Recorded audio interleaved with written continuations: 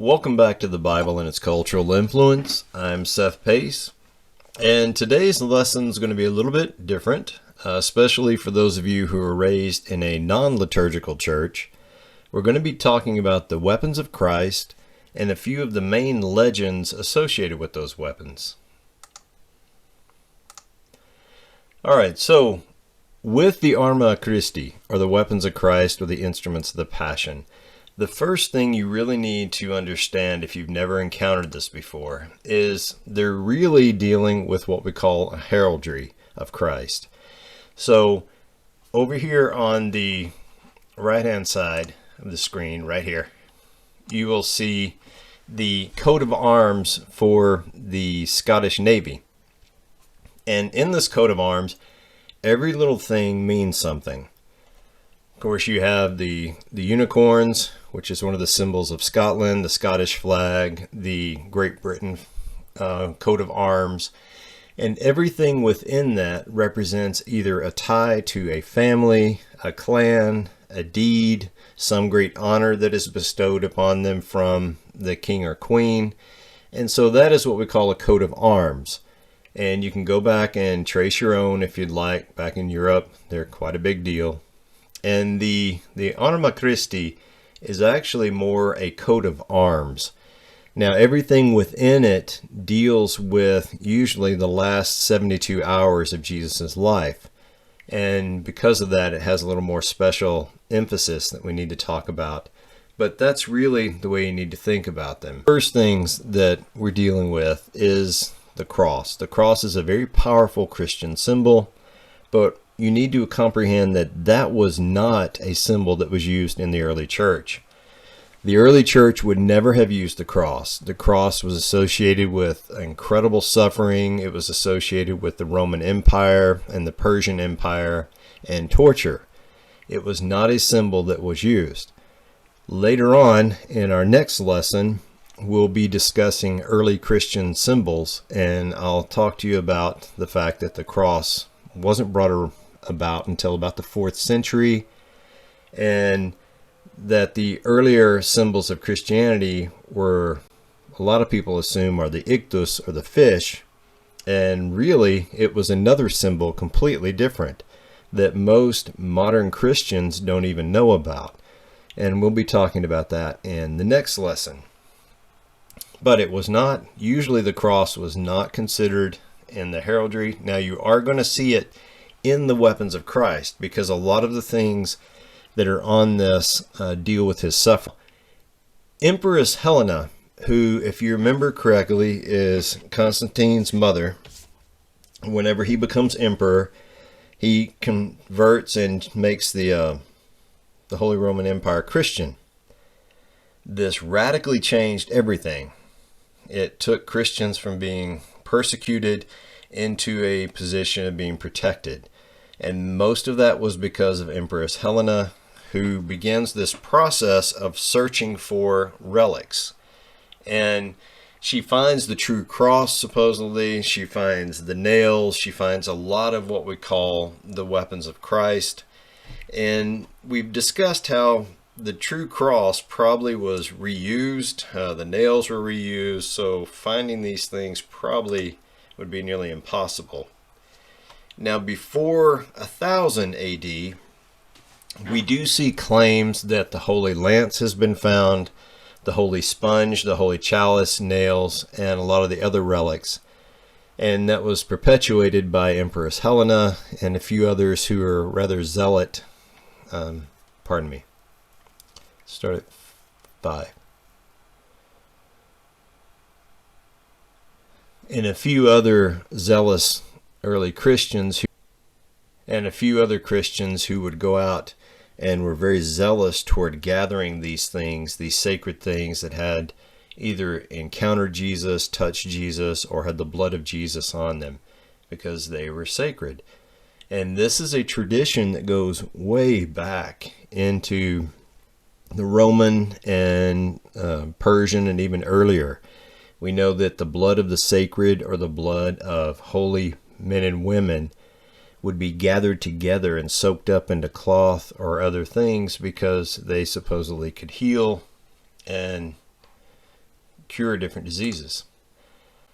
By the late Middle Ages, we had miniature versions of a lot of these weapons of Christ appearing on rosaries and hanging on crucifixes. And the whole point was so that you would remember as you were praying the suffering and what Jesus went through in order for your sins to be forgiven. And this helped kind of perpetuate this whole idea. And we ended up at the end with drawings that depicted a lot of the weapons. We're going to go through three main ones here in a minute, but a few of these let's go ahead and talk about. We have the hyssop and sponge, which was given to Jesus when he was on the cross and he said he was thirsty. The hyssop plants in the bottom. Now the hyssop plants, we've talked a little bit about, is a very velvety leaf, and it soaks up a lot of moisture. And there are hints that the hyssop plant is actually used by the high priest whenever they go in to sprinkle blood on the Ark of the Covenant, that they actually use hyssop plants to do that. And we have the pincers, or the things that remove the nails. The hammer put the nails in, the pincers took the nails out of his body. We have the lance, which we'll talk about in a minute. The 30 coins, the reed that was given to him to carry whenever they were going through the king's game. The hand represents the hand that struck Jesus. And then we have, you see the chalice, the torch, a couple of different things. And we end up at the top with Veronica's veil, which is going to confuse a lot of my good Protestants, but that's okay, because one of the things we're starting with is we're going to talk about the veil of Veronica. So when you're talking to church historians, a lot of times they won't actually call this the veil of Veronica. They will call it the sudarium, which means, as you see, there's sweat cloth. And you see in Italy, it's called the voto santo, and sometimes you'll hear people simply call it the Veronica, which seems kind of strange to Protestants, but, you know, it's okay. Now, Veronica, if you've watched The Passion of the Christ, you will see a point where Jesus falls down in the movie. And a woman walks up, her daughter, she's talking to her daughter, and then she walks up to Jesus, and she has the really cool spiral braids on. And she offers Jesus a cloth and then a cup of water, and then the centurion knocks the water away and yells at her, and they continue. That woman is supposed to represent Saint Veronica, and she encountered Jesus on the Via della Rosa at what we call the 6th station when we're dealing with the Stations of the Cross. Now, her name is a real curiosity. Veronica is what we call a colloquial portamento, and that is a combination of a couple of different things. So in Latin, we have the word vera, which most people nowadays will pronounce vera, and which means truth. And then we have the ikono, which means in Greek image. So this is supposed to be the true image, is what her name means. And of course, the image on the cloth, whenever she took the cloth away from Jesus's face, it had an image of him on it. And she took it around, supposedly after Jesus was resurrected, and Veronica took the cloth eventually to Emperor Tiberius and cured him of some diseases. And according to the legend, the veil can quench thirst, cure blindness, and in some cases even raise the dead. Now, in 1199, we have two separate accounts from travelers who went and said that they saw the veil of Veronica in Rome, but who knows? Lots of mysteries there. So let's move on to our next weapon, and this one has a lot of stories tied to it, and this is Saint Longinus, or the Spear of Destiny. Saint Longinus is the Roman centurion who has possession of the Holy Lance or the Holy Spear, which is, of course, the lance that pierced the side of Jesus whenever he was checking to see if Jesus was dead on the cross, and then the water and blood flowed out and, of course, fell on him. The water and blood, and this was even a case where they argued it in the first council of the church. They were arguing that there's this very strong reason that it was water and blood. The blood was symbolically supposed to represent Jesus' humanity. The water was supposed to represent his divinity.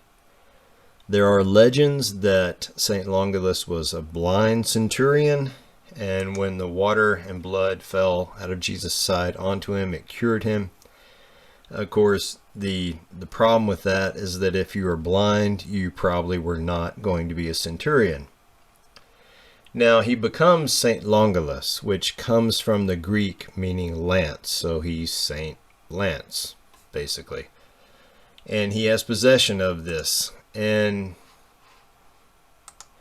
the stories that we have of St. Longinus actually come from a pseudepigraphal work, the Gospel of Nicodemus, which was published around the 4th century. And pseudepigraphal means that it was a text that was written under the supposed name of a famous person from the Gospel, in this case Nicodemus. Most of them were published a lot later, several hundred years later, and so they were not canonized in what we call the Bible, and they were not put into what we call the apocryphal writings or the deuterocanonical writings. Longinus is cursed, and he cannot die. There are all sorts of legends about this. Some say that he has to live until the Christ returns in the second coming. Some say that he has to live until the end of the world itself. There's one legend in the legend of the cave that he goes into a cave near Jerusalem, and every night a lion comes in and mauls him and until the sun up the next day. Then he leaves, and then, of course, St. Longinus heals, and then the next day he is mauled again.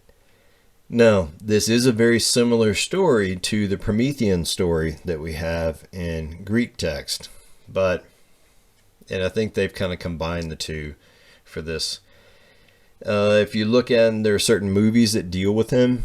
This lance, the Spear of Destiny, which is what they call it when you're dealing with the occult.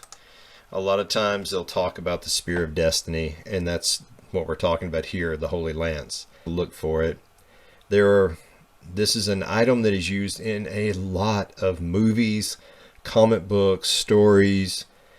You had a movie in the late 90s, The Seventh Sign, which was about St. Longinus, who had moved up to the Catholic Church, and his whole point was to perpetuate the end of the world because he wanted to die. He was tired of living forever. There are stories about him going on to become a great warrior and fight through every major war of the world since he couldn't be killed. Yeah, it's interesting. Now, when you're dealing with the occult, looking for the Spear of Destiny, this is where it gets really strange very quickly. There are theories that Hitler began World War II for the sole purpose of finding this thing. And that if you could acquire the Spear of Destiny, you would have incredible power. That's also kind of tied to the idea that if you could gather all of the weapons of Christ together, that you would be unstoppable. Whether good or evil, I'm not really certain, and no one ever really clarifies it. There's also no real clarification as to exactly what the Spear of Destiny does if you have it. There's all sorts of weird theories about this, and you need to be very, say the Vril, which were the psychic women with the really long hair who supposedly could conduct psychic warfare. They talked with aliens. There's all sorts of theories about there being underground, or I should say subterranean bases in Antarctica, and that Hitler moved all of his relics down there, and that's where the spear is, and that's where a lot of the other relics are. It gets strange fast, and be careful if you decide to research this, because the internet is a weird, dark place. Most people don't know this is a great game. If you've never played Wolfenstein, this is good stuff from the 80s. It's one of the first-person shooters, and of course you're shooting Nazis, which always makes all video games better, right? But the second Wolfenstein was actually called the Spear of Destiny. Yeah. It's also curious, if you ever play these games, which I did when I was a kid, that the secret treasure rooms, whenever you go in there, they're all grails. They're all jewel-encrusted grails and treasure chests, which I find is kind of an odd thing. I don't know. Which leads us to the last one, the big one. The stories related to the Holy Chalice and the Holy Grail. Now, originally, the Holy Chalice and the Holy Grail were two separate stories of two separate items. And over time, they've kind of blended together. Originally, the Holy Chalice was the cup used in the Last Supper to serve wine. And this is kind of strengthened this image because a lot of paintings from the Middle Ages showed the chalice on top of the mountain. There are some paintings that actually show the hand of God offering the chalice to Jesus in the Garden of Gethsemane, when Jesus is talking about his cup, asking if the cup should be taken away, but if this is what needs to be done, this will be done. That's the chalice. Now, the Grail is the item that collected Jesus's blood on the cross. And mostly it is viewed as a cup. Some say it is a shallow dish, and then there is a couple of legends that talk about it being actually a stone, which most likely is some variation of the dish, the shallow dish.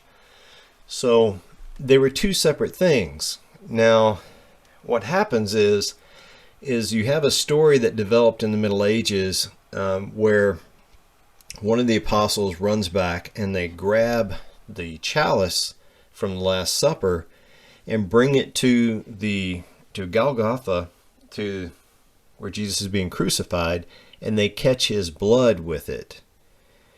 And so that story, combined with a couple other things, kind of merged these two together.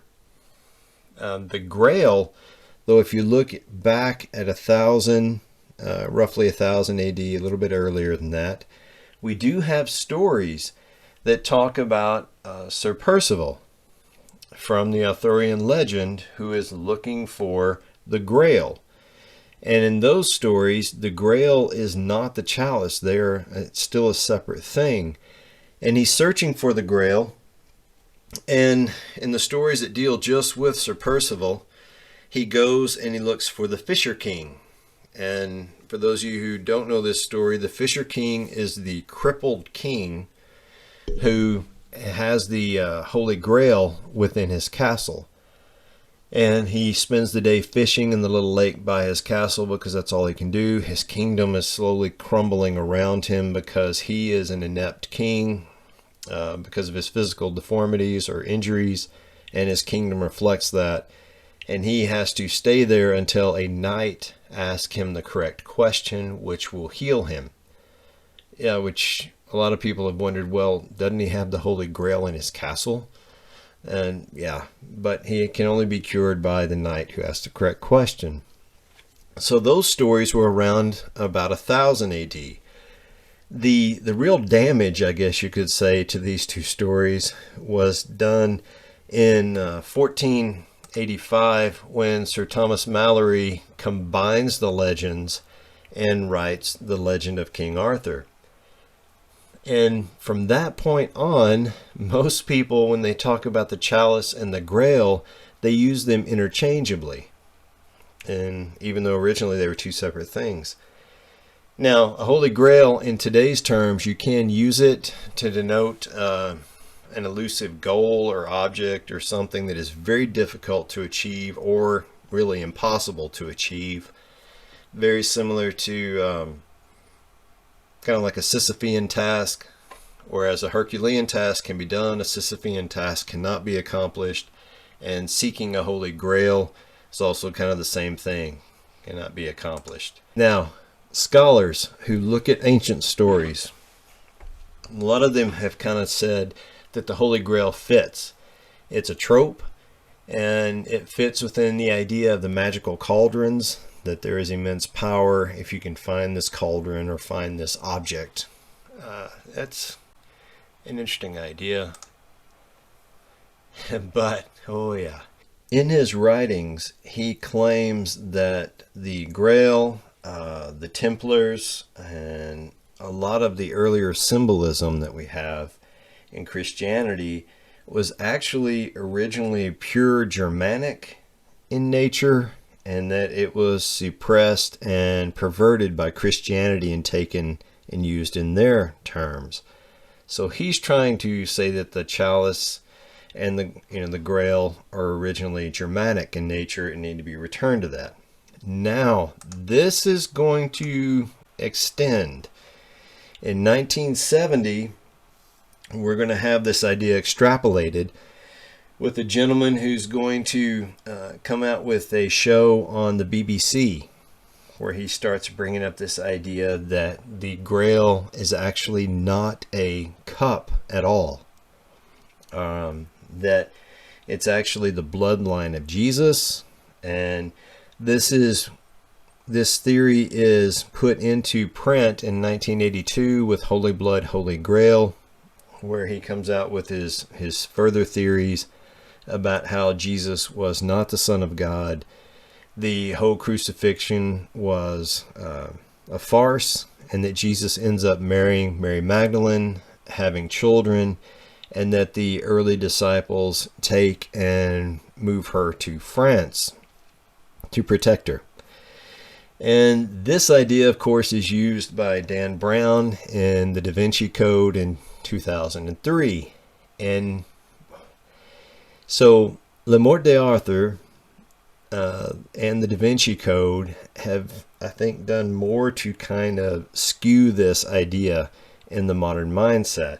So we end up with a lot of people today who have taken these works of fiction and have put them into their theology. I've actually had discussions with people who have told me that everything in the Da Vinci Code is accurate and correct, and that we're just trying to deny it. Yeah, you should try reading the preface to that book where Dan Brown talks about that it's a work of fiction based on media. Of course, we have Monty Python's The Holy Grail. Fantastic film. It is a cult classic. If you've never watched it, you should watch it. It's really funny, and it was made for, I think, like $7,000. Yeah, it's pretty good. And of course, in it, when God appears with the crown on his head and tells him to seek out the Holy Grail. Yeah. Another one that we have is Indiana Jones and the Last Crusade, which, again, they're looking for, they call it the Grail, but they're actually looking for the chalice in it. And he ends up finding it and saving his dad. It's a pretty good movie. It's a lot better than the second and fourth one. But anyway. So that's a rough rundown on the weapons of Christ. There's a lot of research you can do on this if you want to. There's some really fascinating legends besides the ones I talked about that deal with this. But it has definitely permeated into our culture. And our next lesson will be over early Christian symbolism and you'll probably be quite surprised as to how many early symbols there are for Christianity. And I hope you have a wonderful day, and shalom.